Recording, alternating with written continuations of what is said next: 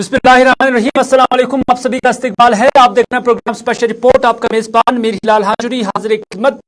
अमित शाह का वो बयान जिस पर अब जम्मू कश्मीर से रिएक्शन आने शुरू हो गई हैं, क्योंकि अमित शाह ने कहा कि जब आरजी लफ्ज 370 के साथ जोड़ा गया तो उसके बाद इसे परमानेंट क्यों नहीं बनाया गया। और उन्होंने ये कहा कि उससे पहले जो डेलिब्रेशन हुई है उसका कोई रिकॉर्ड नहीं है, कोई फोटो स्टेट तक नहीं है, लेकिन इस पर रिएक्शन आना शुरू हो गया। वो हम पहुंचाएंगे आप तक। लेकिन उससे पहले जम्मू कश्मीर के लेफ्टिनेंट गवर्नर मनोज सिन्हा जो आज बडगाम के अंदर किसान संपर्क अभियान के एक तकरीब में थे, हालांकि ये किसान संपर्क अभियान मुख्तलिफ अजला में इस निस्बत से तकरीबात का इनेकाद किया जा रहा है और ऐसी ही तकरीब आज जिला बडगाम के अंदर भी मुनक्कद की गई है। और इस तकरीब में मुख्तलिफ अफसरान जो आला सतही अफसरान थे वो यहां पर मौजूद थे। लेकिन इस दौरान यहां लेफ्टिनेंट गवर्नर मनोज सिन्हा ने किसानों से ज्यादा जम्मू कश्मीर के जनरल पब्लिक की बात कही है। और इसमें उन्होंने जो लेफ्टिनेंट गवर्नर इंतजामिया के दौरान यहां पर तरक्याती सरगर्मियां हुई हैं उसका उन्होंने खुलासा पेश किया। कौन सा खुलासा पेश किया वो हम एक एक पॉइंट यानी नुक्ता ब नुक्ता आप तक पहुंचाने की कोशिश करेंगे। लेफ्टिनेंट गवर्नर मनोज सिन्हा ने कहा कि 70,000 करोड़ रुपए की सरमायाकारी के प्रोजेक्ट हमारे पास हैं। यानी जम्मू कश्मीर इंतजामिया के पास 70,000 करोड़ रुपए की सरमायाकारी के प्रोजेक्ट हैं, यानी जिसके प्रपोजल्स आए हैं। और अभी तक 20,000 करोड़ रुपए की सरमायाकारी जमीन पर हो चुकी है या हो रही है, यानी जिसका एग्जीक्यूशन हुआ है। 20,000 करोड़ रुपए का एग्जीक्यूशन जम्मू कश्मीर की सरजमीन पे हो रहा है और इस निस्बत से अलग अलग प्रोजेक्ट जम्मू कश्मीर के अंदर बन रहे हैं, ये मनोज सिन्हा साहब कह रहे हैं। उन्होंने कहा कि हालांकि जमीन की दिक्कत है, यानी यहां पर अवेलेबिलिटी ऑफ लैंड जो है उसमें कुछ दिक्कतें हैं, पुराने कानून की वजह से कुछ दिक्कतें हैं जिन्हें बदलने की कोशिश भी की जा रही है। हालांकि आज तक जो जमीन की निस्बत से जो कानून बदले गए हैं, तरमीम लाई गई है, कोई चेंज लाई गई है, उसमें हमने देखा कि कश्मीर की जो पॉलिटिकल या जम्मू कश्मीर की जो पॉलिटिकल तंजीमें हैं या लीडरान हैं, उन्होंने वक्त ब वक्त उस निस्बत से अपना नुक्ता नजर भी सामने रखा और तनकीद भी की है। लेकिन मनोज सिन्हा का कहना है कि पुराने कानून की वजह से यहां पर कुछ दिक्कतें आ रही है, हम लैंड अलॉटमेंट नहीं कर पा रहे हैं, लेकिन मुझे उम्मीद है कि आइंदा वक्त में इसमें बदलाव आएगा, यानी कानून बदले दिए जाएंगे और उसके बाद इन्वेस्टमेंट बढ़ जाएगी। ये लेफ्टिनेंट गवर्नर मनोज सिन्हा का आज का ऐलान था। लेकिन इतना ही नहीं, उन्होंने हवाला दिया है, यानी जो काम किया है उसका उन्होंने हवाला दिया है। उन्होंने कहा कि यूएई का एक ग्रुप श्रीनगर में 10 लाख स्क्वायर फुट का एक मॉल बना रहे हैं सेमपुरा में, आपको याद भी होगा जिसकी इनॉग्रेशन भी हुई है। मनोज सिन्हा साहब कहते हैं कि वो यूएई का एक ग्रुप बना रहे हैं और उसमें 10 लाख स्क्वायर फुट का एरिया होगा, यानी बहुत बड़ा मॉल होगा। लेकिन वो कहते हैं कि ये कोई आम मॉल नहीं होगा, बल्कि नॉर्थ इंडिया के अंदर, पूरे शुमाली हिंदुस्तान के अंदर, कश्मीर के अंदर बनने वाला ये मॉल सबसे बड़ा होगा और ये इंटरनेशनल एफडीआई इन्वेस्टमेंट यहां पर होगी। इतना ही नहीं, उन्होंने कहा कि श्रीनगर के अंदर चूंकि यहाँ प्राइवेट मेडिकल इंस्टीट्यूशंस तो हैं ही, लेकिन उन्होंने कहा कि अपनी नवीयत का एक बड़ा और पहला हॉस्पिटल का जो मेडिकल कॉलेज है वो श्रीनगर के अंदर बनने जा रहा है। और उन्होंने कहा कि इस मेडिकल कॉलेज में जहां पेशेंट्स को इलाज मुआवजा की सहूलियत दस्तयाब होगी, वहीं पर 150 एमबीबीएस सीटें भी यहां पर अलॉट की गई हैं और 150 एमबीबीएस के जो बच्चे हैं वो यहां से तबी तालीम हासिल कर सकते हैं। लेफ्टिनेंट गवर्नर मनोज सिन्हा ने कहा कि हमारे पास कई ऐसे प्रपोजल्स हैं जो अभी लाए में ही हैं, जिनको हमने अभी उठाया ही नहीं, जिस पर आगे काम किया जाएगा, ये उन्होंने यहां पर आज़म दोहराया है।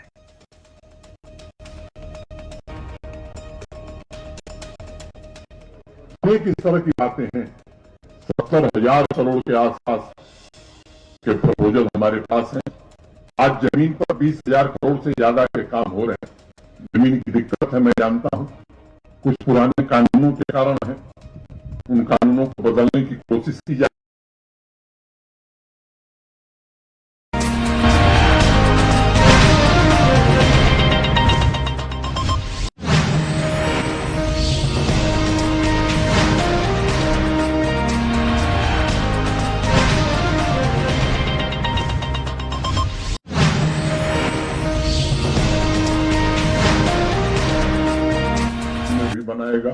देश और दुनिया की बड़ी टेक कंपनियां यहां दफ्तर खोलेंगी। मिली ट्रस्ट 1000 बेड का एक अस्पताल श्रीनगर में और 150 MBBS सीटों का मेडिकल कॉलेज बना रहा है। ऐसे अनेक प्रस्ताव अभी पाइपलाइन में हैं। मैं उम्मीद करता हूं कि आने वाले दिनों में ये जल्दी से जल्दी जमीन पर उतरेंगे और इस कोशिश में हमें सफलता मिलेगी, ऐसा मैं पूरा तरह से यकीन है। 1.5 लाख करोड़ रुपए के आसपास की आज हाईवे और टनल की परियोजनाएं यहां चल रही हैं। आप सबको मालूम है कि कश्मीर कन्याकुमारी से रेलवे मार्ग से जुड़ने जा रहा है। अभी 2 दिन पहले ही भारत सरकार ने उरी तक रेल लाइन ले जाने का फैसला किया है। ये जो बड़े परिवर्तन हो रहे हैं, मैं समझता हूं कि ये निश्चित रूप से जम्मू कश्मीर। लेफ्टिनेंट गवर्नर मनोज सिन्हा यहीं पर नहीं रुके, बल्कि उन्होंने कहा कि जम्मू कश्मीर में कुछ नई चीजें हम खोज रहे हैं और खासतौर पर उन्होंने मिनरल्स का जिक्र किया और उन्होंने कहा कि मिनरल्स के अंदर यहाँ पर एक खजाना है, उसमें कोई शक नहीं है, लेकिन उसको हम ढूंढ निकालने की कोशिश कर रहे हैं, चाहे वैली हो, किश्तवाड़ हो, राजौरी हो, पुंछ हो या जम्मू के दूसरे खत्ते हैं। उन्होंने कहा कि यहाँ पर लिथियम जो हम प्रोड्यूस कर रहे हैं वो दुनिया में जम्मू व कश्मीर तीसरा ऐसा इलाका होगा जहां से लिथियम की प्रोडक्शन होगी। दुनिया के अंदर लिथियम के प्रोडक्शन में जम्मू कश्मीर का नाम होगा और इस हवाले से जो मामलात है उसको तय किया जा रहा है और बहुत जल्द इससे जो है एग्जीक्यूट भी किया जाएगा। ये लेफ्टिनेंट गवर्नर मनोज सिन्हा ने कहा। उन्होंने कहा कि तालीम के मैदान में भी हम बहुत आगे जा रहे हैं, हम इंस्टीट्यूशंस बना रहे हैं, इंफ्रास्ट्रक्चर बढ़ा रहे हैं और उन्होंने साबिका हुकूमतों की तनकीद भी की है। वैसे तो गवर्नर होकर उन्होंने साबिका हुकूमतों की तनकीद भी की है। क्या कुछ कहा है, आइए देखते हैं। और यहाँ के नौजवानों तो भविष्य कैसे बन सकता है, और वो लोग कर रहे हैं जो जिनके जमाने स्कूल चलते ही। मैं आपसे कहना चाहता हूं, किसी भी कीमत पर यहाँ के नौजवान को जो पढ़ना चाहता है उसे पढ़ने का अवसर दिया ही जाएगा और वो मिलेगा, इसको हम सुनिश्चित करना चाहते हैं। क्योंकि जम्मू कश्मीर का या देश का मुस्तकबिल ये नौजवान बच्चे आने वाले दिनों में लिखेंगे और इसकी हर कोशिश की जाएगी। संयोग से कुछ ऐसे मिनरल्स हमारे पास हैं जिनको हमने एक्सप्लॉइट नहीं किया। कश्मीर वैली में भी ऐसे मिनरल्स हैं। सफायर हमारे पास है किश्तवाड़ में, अभी रियासी में लिथियम। अब जो खुदाई होती है, एक्सकेवेशन होता है, जब G3 लेवल का एक्सकेवेशन हो जाता है तब उस मिनरल का हम ऑक्शन करते हैं। संयोग से लिथियम G3 लेवल पर पहुंच गया है। दिसंबर तक हम कोशिश करेंगे कि इसका ऑक्शन हो जाए। लिथियम दुनिया में लिथियम के तीसरे नंबर के हम उत्पादनकर्ता बनने जा रहे हैं। केवल जम्मू कश्मीर नहीं, देश की अर्थव्यवस्था को हम बदल सकते हैं और वो जितना पैसा आएगा वो भारत सरकार उसमें एक पैसा नहीं लेगी, पूरा का पूरा जम्मू कश्मीर आएगा और जम्मू कश्मीर के लोगों की तकदीर को बदलने। चलिए अगली खबर में हम बात करते हैं अमित शाह के उस बयान की जो उन्होंने आर्टिकल 370 के हवाले से किया है। हालांकि ये आर्टिकल 5 अगस्त साल 2019 को ही एब्रोगेट किया गया है, इसे खत्म किया जा चुका है, लेकिन इसकी चर्चाएं अभी भी हैं, इसमें कोई शक नहीं है। अगरचे एक खेमा इसे एब्रोगेट करने के बाद जश्न भी मना रहे हैं और इसे एक बड़ी अचीवमेंट तस्वर भी कर रहे हैं, लेकिन दूसरी खेमे के अंदर पर्टिकुलरली जो जम्मू कश्मीर के इलाके हैं या जम्मू कश्मीर के रहने वाले हैं या यहाँ की जो पॉलिटिकल जमातें हैं वो इस पर अफसोस ही कर रहे हैं कि इससे गैर कानूनी तरीके से हटा दिया गया है। बहरहाल ये मामला सुप्रीम कोर्ट के जेर गौर है और सुप्रीम कोर्ट का फैसला कभी भी कुछ भी आ सकता है, यानी हक में भी आ सकता है और खिलाफ भी आ सकता है, लेकिन ये कब आएगा वो देखने वाली बात होगी। लेकिन इतना जरूर है कि 370 का मामला सियासी गलियारों में आज भी जिंदा है। अमित शाह साहब ने जब इस हवाले से बात की तो उन्होंने कहा कि 370 का जो लफ्ज था वो आईन हिंद के अंदर आर्जी इसलिए रखा गया था और उसे दानिशमंदाना तौर से रखा गया, सोच समझ कर रखा गया था, क्योंकि उन्होंने या उस वक्त के जो तख्लीकार थे उसके उन्होंने ये समझ के रखा था कि ये कुछ वक्त के लिए है, यानी ये आर्जी बुनियादों पर है, इसे परमानेंट नहीं रखना। उन्होंने कहा कि अगर ये परमानेंट करना ही होता तो फिर आगे इसे परमानेंट क्यों नहीं किया गया। अमित शाह साहब ने यह भी कहा कि यह सिर्फ उतनी ही बात नहीं है, बल्कि आईन हिंद के अंदर इसे शामिल करने से पहले जो डिलिब्रेशंस अलग अलग हुई हैं उसका कोई खाका भी नहीं है, कहीं पर कोई फोटो स्टेट भी नहीं है, कोई तहरीर भी नहीं है, कोई रिकॉर्ड ही नहीं है। और यही सवाल जब हमने सीपीआईएम के सीनियर लीडर मोहम्मद यूसुफ तारिगामी से पूछा तो उन्होंने इस पर हैरत का इजहार किया। उन्होंने कहा कि अमित शाह साहब बात क्या कर रहे हैं। तारिगामी ने कहा कि अमित शाह साहब retired chief justice of India justice आग्रह सेन आनंद की वो किताब जिसका नाम है constitution of Jammu and Kashmir, it's development and contents, उसका मुताला करें। उन्होंने कहा कि अगर अमित शाह साहब को यह ज्ञान नहीं है, हिस्ट्री पता नहीं है, तो वो ये किताब पढ़ें और उन्हें समझ आ जाएगा, जिसमें यह साफ साफ कहा गया है कि 26 जनवरी 1950 को जब आईन हिंद यानी कॉन्स्टिट्यूशन ऑफ इंडिया फ्रेम हुआ तो कॉन्स्टिट्यूएंट असेंबली की वसातत से और उस वक्त सरदार पटेल ने भी कहा है कि इल्हाक की बुनियाद पर आईनी हैसियत को वज़ा किया गया है मुल्की आईन के साथ। उसकी दलील यह लिखी गई है कि यह क्लॉज तब तक आर्जी है जब तक जम्मू कश्मीर की असेंबली इसकी तौसीक नहीं करेगी। यानी जो शक-व-शुबहात अमित शाह साहब की जनब से छोड़े गए हैं या जो सवालात उनकी जनब से पूछे गए हैं कि इसे आर्जी क्यों रखा गया था, Mohammad Yusuf Tarigami constituent of Jammu and Kashmir and its development and contents के हवाले से हवाला देते हैं, जो कि retired chief justice of India justice आग्रह सेन की किताब है। उसका हवाला देते हुए कहा है कि यह दरअसल इसलिए आर्जी रखा गया था कि जब तक न इसको जम्मू कश्मीर की कॉन्स्टिट्यूएंट असेंबली तौसीक करेगी, तस्लीम करेगी, तब तक ये मामला आर्जी है। और जब इसे तौसीक किया गया तो उसके बाद ये परमानेंट बन गया। ये मोहम्मद यूसुफ तारिगामी का ख्याल है। तब उन्होंने कहा कि जब तक जम्मू कश्मीर की असेंबली से तौसीक न करिए, और अगर सदर हिंद भी कभी इससे हटाना चाहे, यानी जो साबिका जस्टिस की किताब है उसने भी इसमें लिखा है कि अगर सदर हिंद भी कभी इसे हटाना चाहे तो वो तब तक नहीं हटा सकते हैं जब तक न जम्मू कश्मीर की कॉन्स्टिट्यूएंट असेंबली की कॉन्करेंस इसमें हो। यानी जम्मू कश्मीर की जो कॉन्स्टिट्यूएंट असेंबली है वो पावरफुल थी और उन्हीं को ये इख्तियार था कि वो अगर इसमें कोई चेंज लाते या कोई किसी तरह की मॉडिफिकेशन करते। उन्होंने कहा कि आज इसके रिकॉर्ड पर सवालात उठाने वाले यानी निशाना अमित शाह साहब या बीजेपी की पार्टी या दीगर लोग। उन्होंने कहा कि आज के रिकॉर्ड पर सवाल उठाने वाले और खासकर अहम ओहदों पर फाइज हुक्मरानों को चाहिए कि वो तारीख के अवराक का मुताला करे और उस आईनी रिश्ते को खराब ना करे जो जम्मू कश्मीर और हिंदुस्तान के दरमियान है। मोहम्मद यूसुफ तारिगामी क्या कहते हैं, उन्हीं की जुबानी सुनते हैं। मेरे सामने एक किताब है यहाँ, constitution of Jammu and Kashmir, it's development and comments. किसी और ने लिखी नहीं, ये चीफ जस्टिस ऑफ इंडिया रहे हैं जस्टिस आग्रह सेन आनंद। इस किताब का मुताला कर ले, क्या लिखा है।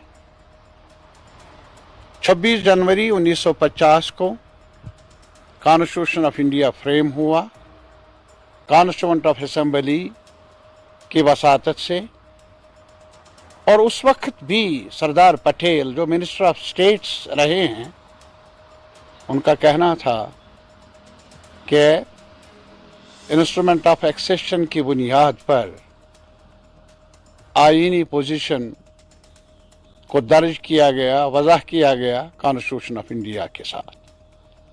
यह जरूर है, ये कहा गया कि ये आर्जी है, लेकिन आगे इसका मुताला करना जरूरी होगा। शक नंबर 3 इसी 370 के बारे में जो पूरी दलील दर्ज है कॉन्स्टिट्यूशन में, कॉन्स्टिट्यूशनल क्लॉज में, उसमें क्या लिखा है कि ये कॉन्स्टिट्यूशन तब तक आर्जी है जब तक कॉन्स्टिट्यूएंट असेंबली जम्मू कश्मीर की इसकी तौसीक न करें, और अगर कभी प्रेसिडेंट ऑफ इंडिया ये चाहे इसको हटा नहीं सकते प्रेसिडेंट साहब भी जब तक अप्रूवल न मिले constituent assembly of Jammu and Kashmir. मैं कहना चाहूंगा, दोहराऊंगा, कि जहां तक जम्मू कश्मीर और यूनियन के साथ आईनी रिश्तों का ताल्लुक है, वो आईनी रिश्ते वज़ा हुए हैं कॉन्स्टिट्यूशनल जो प्रोविजन है 370 के जरिए, जिसका अप्रूवल मिला है constituent assembly of Jammu and Kashmir, और जिसे खारिज किया जा सकता है, हज़फ किया जा सकता है तब ही जब constituent assembly of Jammu and Kashmir इसका अप्रूवल दे। और constituent assembly of Jammu and Kashmir ने इसकी तवसीह कर दी, और साथ ही साथ जब कॉन्स्टिट्यूएंट असेंबली ने अपने डेलिब्रेशंस को पूरा किया, एक और कानून एक और आईन वज़ा किया, जम्मू कश्मीर का आईन, जिसको रात के अंधेरे में हटाया गया। और फिर हमें यह कहा जाए कि इसका रिकॉर्ड ही नहीं। मैं बसद एहतराम हुक्मरानों से ये कहूंगा, बड़े अहदों पर बड़ी जिम्मेदारियां संभालने वाले बड़े लीडरों से ये गुजारिश कर लूंगा, मेरी खातिर नहीं, तारीख का मुताला कर लें, कॉन्स्टिट्यूशनल हिस्ट्री का मुताला करें, और इस रिश्ते को नुकसान ना पहुंचाए जिसको वज़ा किया है कॉन्स्टिट्यूएंट असेंबली ऑफ इंडिया ने, जिसकी तौसीक की है constituent assembly of Jammu and Kashmir ने, और 370 का वजूद इन्हीं डिलिब्रेशंस की वजह से है। इसे हटाया नहीं जा सकता, रात के अंधेरे में भी नहीं, मैनिपुलेशंस के जरिए नहीं, झूठ फैलाने से नहीं, मनमानी से नहीं। यह सवाल नहीं है जम्मू कश्मीर के लिए कुछ मेहरबानी करे कोई। मैं मुल्क के आईन साज, आईन की कदर करने वाले मुहिब वतन अवाम से भी यही अपील कर लूंगा, दानिश्वरों से अपील कर लूंगा, इंस्टीट्यूशंस में बैठे लोगों से भी अपील कर लूंगा, जो तब हुआ 5 अगस्त 2019 को, वो सिर्फ जम्मू कश्मीर के हुकूक पर चोट नहीं है, बल्कि जो कॉन्स्टिट्यूशनल रिलेशनशिप है जम्मू कश्मीर की इंडियन यूनियन के साथ, उस पर चोट आई है, बड़ा नुकसान है। कब ये समझ आ जाए, कब ये तमीज पैदा हो हम सब में कि हम जांच ले और हकाइक को जुटलाकर मस करके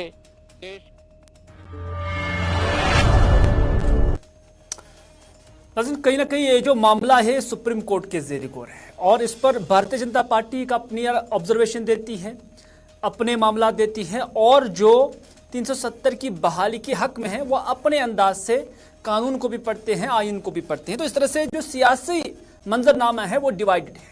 लेकिन सुप्रीम कोर्ट के ऑब्जर्वेशंस क्या है अभी तक के, वो भी हम आपके साथ शेयर करना चाहेंगे, क्योंकि मेरे पास टाइम्स ऑफ इंडिया की एक कटिंग है जो 4 अप्रैल 2018 की है, और उसमें एक कोर्ट केस की समाअत ऑनरेबल सुप्रीम कोर्ट के अंदर हो रही थी, जिसमें उस वक्त के जो मारूफ जज थे, जिसमें जस्टिस आदर्श के गोयल एंड आरिफ नरीमान दोनों एक केस की समाअत कर रहे थे, और जो दरख्वास्त थी वो थी कुमारी विजय लक्ष्मी झा की, और कुमारी लक्ष्मी झा की ये अपील थी कोर्ट से कि जो 370 आईनी हिंद में शामिल है इसको मुकम्मल तौर पर हटा दिया जाए, क्योंकि ये आर्जी था, और जब जम्मू कश्मीर की कॉन्स्टिट्यूएंट असेंबली खत्म हुई तो उसके बाद ये स्टेटस भी खत्म हुआ। लेकिन उस वक्त जो 2 जजेस थे उन्होंने अपनी ये ऑब्जर्वेशंस दी है, उन्होंने कहा कि आज की तारीख में, यानी ये सुप्रीम कोर्ट की एक ऑब्जर्वेशन है जिसमें कहा गया था कि आज की तारीख में इस 370 ने परमानेंट स्टेटस इख्तियार किया है। ये 2018 की ऑब्जर्वेशन, कोर्ट ऑब्जर्वेशंस की बात कर रही हैं। न सिर्फ इतना, बल्कि state bank versus Santosh Anand के केस में भी उस वक्त के सॉलिसिटर जनरल तुषार मेहता को सुप्रीम कोर्ट ने उनकी तवज्जो मबजूल कराने की कोशिश की थी और कहा था कि इस मामले में भी कोर्ट की यह ऑब्जर्वेशन है कि आर्टिकल 370 अब आर्जी नहीं बल्कि इसने जो शक्ल इख्तियार की है वो परमानेंट है और सदर हिंद भी इसमें कोई रेजोल्यूशन नहीं कर सकता है। बहरहाल मामला अभी भी सुप्रीम कोर्ट के अंदर ही है और इससे फुल बेंच को भेज दिया, आईनी बेंच को भेज दिया गया है। अब देखने वाली बात यह होगी कि आईनी बेंच इस पर क्या कुछ करता है, क्योंकि फैसला आखिरकार वही हतमी होगा जो ऑनरेबल सुप्रीम कोर्ट की जानब से आएगा। इधर से खबर आ रही है कि एडीजी पुलिस अभी श्रीनगर के अंदर एक प्रेस कॉन्फ्रेंस कर रही हैं। हम आपको सीधे ले चलते हैं और कोशिश करते हैं कि आज की जो ये प्रेस कॉन्फ्रेंस है ये किस हवाले से है। लेकिन जम्मू कश्मीर पुलिस की जानिब से यह प्रेस कॉन्फ्रेंस का इनेकाद यहां पर किया जा रहा है। हम आपको पुलिस हेडक्वार्टर लेने की कोशिश करेंगे। जी हां, हम आपको बराह रास्त दिखाएंगे। भट्ट और आयुब भट्ट, जावेद भट्ट जो हैं अजमल खान है उनका code name, late Habibullah Bhat resident of Solinawala. दूसरा जो है वो जहूर अहमद भट्ट कोड बिलाल, और ये लेट मोहम्मद रमजान भट्ट के बेटे हैं, ये भी बटमलू के रहने वाले। पहले वाले जो है वो नटीपुरा श्रीनगर के हैं। अब जैसे टिपिकली कहते हैं कि long arms of the law, 30-32 साल के बाद उनका वो बीच में पाकिस्तान भाग गए, फिर नेपाल भाग गए, नेपाल में पोखरा में काफी दिन छिपके रहे इधर उधर। तो आज उनको पकड़ा गया है और सीबीआई टीम जो है उनको प्रोक्लेम्ड ऑफेंडर्स के नोटिस लेके दिल्ली से आई है और उनको हिरासत में ले लिया है। अब वो they will face the trial. 5 में से 2 ऑलरेडी गुजर चुके हैं, एक जेल में है, लाइफ सेंटेंस काट रहा है, जिसकी लाइफ सेंटेंस को उसने चैलेंज किया था सुप्रीम कोर्ट में, सुप्रीम कोर्ट ने भी उसको अपहोल्ड करा है। तो आयुब डार जो है वो ही will remain for his rest of his life in the jail. अभी बाकी जो ये दोनों पकड़े गए हैं, जो भगोड़े थे, जो अब्सकंडर थे, अब वो ट्रायल फेस करेंगे। इसके साथ मीरवाइज साहब की कत्ल का जो है सभी अक्यूज्ड जो है वो they will be brought to justice as they say in English. इतना ही कहना था आज की प्रेस मीटिंग में। Thank you. इनके नाम आप दोबारा बोलेंगे? अयूब डार। मैं आप सब लोगों को पीसीआर की ईमेल की एड्रेस लिस्ट में आप होंगे जरूर, तो पर फिर भी मैं पढ़ लेता हूं। Javed Ahmad Bhat code Ajmal Khan, son of late Habibullah Bhat resident of Solinawala, at present Azad Basti Natipura Srinagar. दूसरे का नाम है जहूर अहमद भट्ट, एक्चुअली जो ट्रिगर चलाने वाला है वो जहूर है जो बेडरूम में गया था। Code Bilal, son of late Mohammad Ramzan Bhat resident of Dandar Shah, if I am pronouncing the name correctly, Batmaloo Srinagar. तो ये एसआईए की इन्वेस्टिगेशन के दौरान ये इंटेलिजेंस जनरेट हुआ था, तो इस इंटेलिजेंस को आगे डेवलप करके हमने अभी सीबीआई की मदद कर दी, उनकी प्रोक्लेम्ड ऑफेंडर्स को पकड़ के उनके हवाले कर दी ताकि वो जस्टिस के सामने आए, जस्टिस फेस करे और बाकी की जो ट्रायल है, वो जो ट्रायल से भागे थे, अब वो ट्रायल को सामना करें। Thank you. हमने कहा कि एसआईए की इंटेलिजेंस के जरिए, हमने ऑपरेशन के जरिए हमने पकड़ा और पकड़ के अभी सीबीआई को इन्फॉर्म किया, सीबीआई की टीम आ चुकी है, अब उनको हमने हैंडओवर कर चुके हैं, अब वो ले जाएंगे, उनकी बाकी की कार्रवाई वो आगे करेंगे। नहीं, ये सारी डिटेल्स जो है वो इन्वेस्टिगेशन वो आगे करेंगे, अभी वो हम आपको प्रेस ब्रीफिंग में इतना ही कर पाएंगे, बाकी जो है वो करेंगे। Thank you.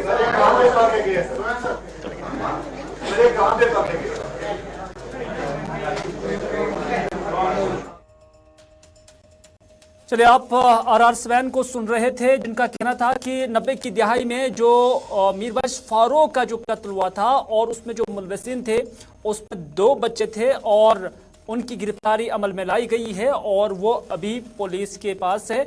ये स्पेशल डीआईजी आर स्वैन जो है वो बता रहे थे। इसी के साथ स्पेशल रिपोर्ट का आज का शुमारा इख्तिताम पजीर हुआ चाहता है। अपने मेजबान मीर हिलाल हाजिरी को दीजिए इजाजत, इस बात के साथ कि अगर जिंदगी रही तो आपसे फिर होगी मुलाकात। तब तक के लिए खुदा हाफिज, फी अमानिल्लाह।